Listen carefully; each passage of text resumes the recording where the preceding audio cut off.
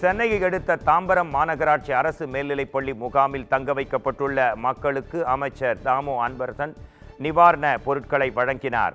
அஸ்தினாபுரம், மகேஸ்வரி நகர், பெரியார் நகர் உள்ளிட்ட தாழ்வான பகுதிகளில் வசிக்கும் மக்கள் மாநகராட்சி அரசு பள்ளி முகாமில் தங்க வைக்கப்பட்டிருக்கின்றனர். இவர்களை நேரில் சந்தித்து குறு சிறு நடுத்தர தொழில்துறை அமைச்சர் தாமு அன்பரசன் உணவுப் பொட்டலங்களை வழங்கினார்.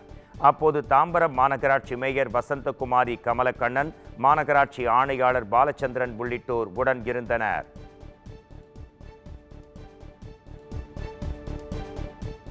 வேலூர் மாவட்டம் காட்பாடி வள்ளிமலை சாலையில் பேருந்து நிறுத்தம் முன்பு மழை நீருடன் கழிவுநீர் கலந்து வெளியேறுவதால் பொதுமக்கள் கடும் சிரமத்திற்கு ஆளாகியுள்ளனர். சித்தூர் கடலூர் தேசிய நெடுஞ்சாலையில் அமைந்திருக்கும் வள்ளிமலை சாலை பேருந்து நிறுத்தம் முன்பு தண்ணீர் குளம் போல் தேங்கி நிற்பதால் தொற்றுநோய் பரவும் அபாயம் இருப்பதாக அப்பகுதி மக்கள் அச்சம் தெரிவித்தனர். இதையடுத்து போர்க்கால அடிப்படையில் கழிவுநீர் கால்வாயை தூர்வாரி தேங்கியிருக்கும் நீரை அகற்ற நெடுஞ்சாலைத்துறையினர் நடவடிக்கை எடுக்க வேண்டும் என பொதுமக்கள் கோரிக்கை விடுக்கின்றனர்.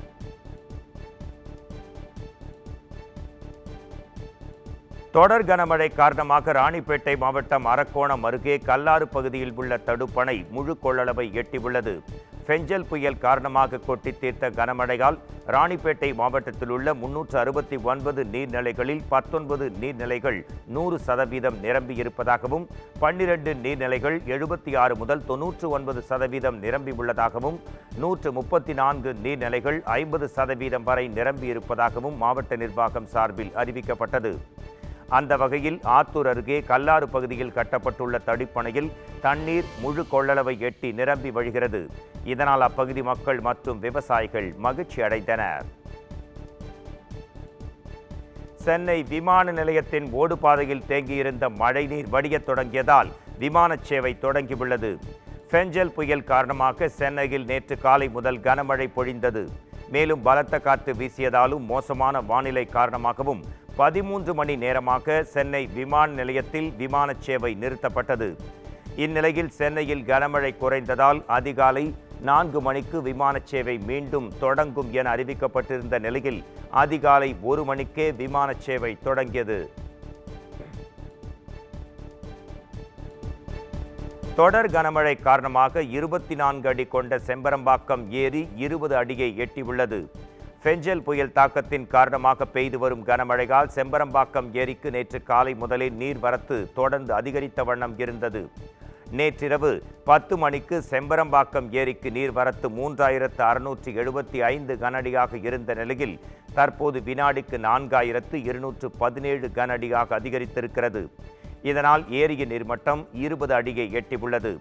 கடந்த 24 மணி நேரத்தில் செம்பரம்பாக்கம் ஏரியில் 13 சென்டிமீட்டர் மழை பதிவாகியுள்ளது குறிப்பிடத்தகுந்தது. காஞ்சிபுரம், செங்கல்பட்டு ஆகிய மாவட்டங்களில் 61 ஏரிகள் நிரம்பிய நிலையில் ஒரு நாளில் முழுமையாக 52 ஏரிகள் நிரம்பியிருக்கின்றன. சென்னை கோடம்பாக்கத்தில் மழைநீர் வடியாததால் பொதுமக்களின் இயல்பு வாழ்க்கை அடியோடு பாதிக்கப்பட்டது. பெஞ்சல் புயல் காரணமாக கனமழை பெய்த நிலையில் சென்னை மாநகரம் வெள்ளத்தில் தத்தளிக்கிறது. தற்போது பல்வேறு பகுதிகளில் இயல்பு நிலைக்கு திரும்பியிருக்கின்றன. ஆனாலும் கோடம்பாக்கம் சுப்பிரமணிய நகர் 2வது தெருவில் முழங்கால் அளவு மழைநீர் தேங்கியுள்ளது. கடந்த ஆண்டு இடுப்பளவு தண்ணீர் தேங்கிய சூழலில் இந்த ஆண்டும் மழைநீர் தேங்கியிருப்பது மாநகராட்சியின் அலட்சிய போக்கை காட்டுவதாக அப்பகுதி மக்கள் குற்றம் சாட்டியுள்ளனர். அத்துடன் அதிகாரிகள் யாரும் இதுவரை வந்து ஆய்வு செய்யவில்லை என்றும் அவர்கள் அதிரடியாக குற்றம் சாட்டுகின்றனர். அதிகாரிகள்லாம் ஒன்றும் வந்து பார்க்கல. ஆனால் நாங்களே தான் அடிக்கடி வந்து நாங்களே எங்கள் ஏரியாவை பார்த்துட்டு இருக்கோம். இந்த மாதிரி ஏரியாவுக்கு வந்து அடிக்கடி இவங்கெல்லாம் வருவாங்க. 2 வருஷத்துக்கு ஒரு தடவை சிஎம், இப்போதைக்கு இப்போது உள்ள சிஎம், அந்த காலத்தில் நேரு, மினிஸ்டர்ஸ் எல்லாம் வந்து பார்த்து அதிகாரிகள்லாம் எல்லாம் அஷூரன்ஸ் பண்ணக்கூடிய ஒரு பர்மனெண்ட்டாக சொல்யூஷன் வரல இது வரைக்கும். திருவள்ளூர் மாவட்டம் நசரத்பேட்டை அருகே கனமழை காரணமாக தெருக்களில் வெள்ளநீர் தேங்கியதால் பொதுமக்களின் இயல்பு வாழ்க்கை பாதிக்கப்பட்டது. பெஞ்சல் புயல் காரணமாக திருவள்ளூர் மாவட்டத்தில் கனமழை கொட்டி தீர்த்தது. இதனால் நசரத்பேட்டையில் உள்ள யமுனா நகரில் வெள்ளம் வடிகாததால் 100க்கும் மேற்பட்ட குடியிருப்பு வாசிகள் சிரமம் அடைந்தனர். அப்பகுதியில் ஒவ்வொரு மழைக்கும் தண்ணீர் தேங்குவதாக பொதுமக்கள் குற்றம் சாட்டுகின்றனர். இந்த நிலையில் 110 HP திறன் கொண்ட ராட்சத மோட்டார் மூலம் தண்ணீரை வெளியேற்றும் பணி நடைபெற்று வருகிறது. கனமழை காரணமாக திருவண்ணாமலையில் உள்ள செண்பகத்தோப்பு அணை நிரம்பியதால் பாதுகாப்பு கருதி உபரிநீர் அப்படியே வெளியேற்றப்படுகிறது. பெஞ்சல் புயல் காரணமாக திருவண்ணாமலை மாவட்டம் ஜமுனாமரத்தூர் பகுதியில் பொழிந்து வரும் மழையின் காரணமாக செண்பகத்தோப்பு அணைக்கு வினாடிக்கு 3500 கன அடி நீர் வரத்துள்ளது. 62 அடி கொண்ட இந்த அணை தற்போது 58 அடியை தாண்டியுள்ளது. இதனால் அணையின் பாதுகாப்பு கருதி உபரிநீர் அப்படியே வெளியேற்றப்பட்டு வருவதால் கமண்டல நாக நதி கரையோரம் தாழ்வான பகுதிகளில் இருக்கும் மக்கள் பாதுகாப்பான இடங்களுக்கு செல்ல நீர்வளத்துறை அதிகாரிகள் அறிவுறுத்தியிருக்கின்றனர்.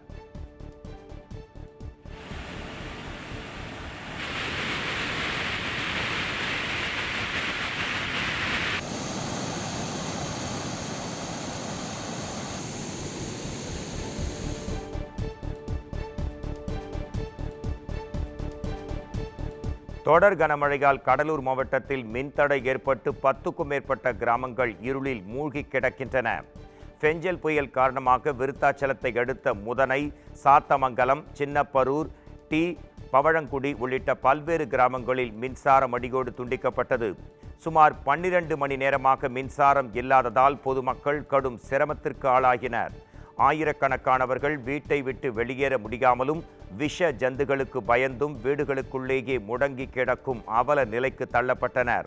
எனவே மாவட்ட நிர்வாகம் உரிய கவனம் செலுத்தி மின்சாரம் வழங்க நடவடிக்கை எடுக்க வேண்டும் என்றும் அவர்கள் கோரிக்கை விடுக்கின்றனர். நாமக்கல் மாவட்டம் மோகனூரில் நடைபயிற்சி சென்றபோது ஆம்னி வேன் மோதி முதியவர்கள் 3 பேர் பரிதாபமாக உயிரிழந்தனர். மோகனூரில் காட்டூர் பகுதியில் இருக்கும் பெட்ரோல் பங்க் அருகே அதிகாலை வேளையில் அதே பகுதியைச் சேர்ந்த முதியவர்கள் 3 பேர் நடைபயிற்சி மேற்கொண்டனர்.